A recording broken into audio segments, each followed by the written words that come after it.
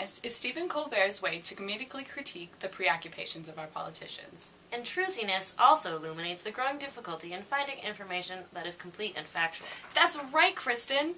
And also, news programs have become increasingly concerned with their own partisan agendas, making it difficult for the general viewing public to make informed decisions and opinions. Truthiness is a clear example of political comedy. According to Russell Peterson, political comedy is genuine satire which uses a comedic means to advance a serious critique. Kristen, don't forget what satire truly means. What's that, Hannah? Well, according to Peterson, satire is moral art. It calls on people and their institutions to do their duty. In his clip, Defining Truthiness, Stephen Colbert uses satire to tackle a larger issue facing our country. And that brings us to tonight's word. Truthiness. We are divided between those who think with their head and those who know with their heart. What about a rock? If you think about it, maybe there are a few missing pieces to the rationale for war, but doesn't taking Saddam out feel like the right thing? Right here in the gut. Because that's where the truth comes from, ladies and gentlemen. The gut. The truthiness is. Anyone can read the news to you. I promise to feel the news at you.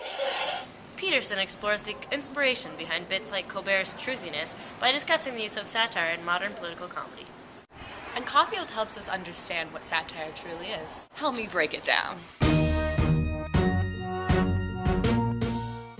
Rachel Payne Caulfield says there are 4 different features of satire: aggression, judgment, play, and laughter. Aggression is the most obvious and important trait of satire. It allows the intent of the satirist to come out, because the central motivation of the satirist is to critically attack a perceived wrong in society. Judgment is often combined with other aspects of satire in order for the satirist to most effectively get his point across. After all, the satirist is taking a judgmental position on a particular topic. Play is a central aspect of satire because the satirist must always keep an element of lightness, so as not to alienate a particular audience too much, to the extent that they are turned off. Satire is just an opinion without comedy and play.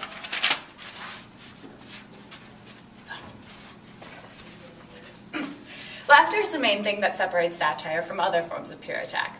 Laughter makes the attack more accessible to the audience, making them more willing to listen to your critique.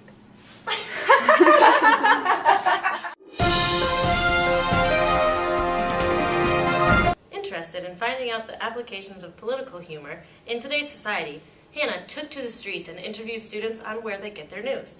The results illuminate a growing trend away from legitimate news sources, such as CNN, and towards a more comedic and farcical enterprise. Excuse me, can I take a second of your time?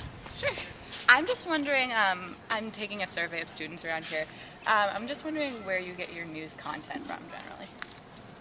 Definitely The Daily Show. Jon Stewart's pretty hilarious.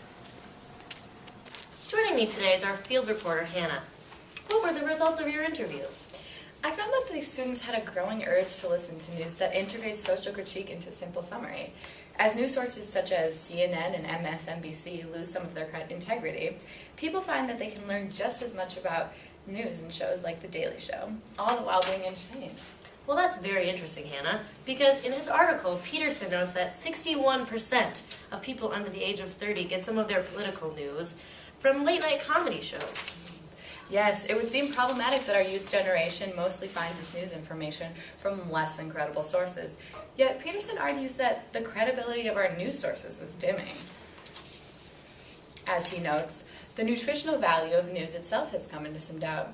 News programming is, according to the consensus, becoming almost indistinguishable from entertainment programming. And in this era of growing doom, the public needs comic relief, especially in the form of rebellion against leaders who so frustrate them. As Peterson explains, laughing at political big shots is satisfying in the same way as laughing at your boss. And as Freud notes, we count any rebellion against authority as a merit. Fascinating stuff, Yeah, it really is. It's really stimulating. Anyway, in the tradition of truthiness, we hope this was informative. But if it wasn't, that's fine, because it felt really important for us to say. That's what's really important. We don't really care if you learned anything. Bye. Bye.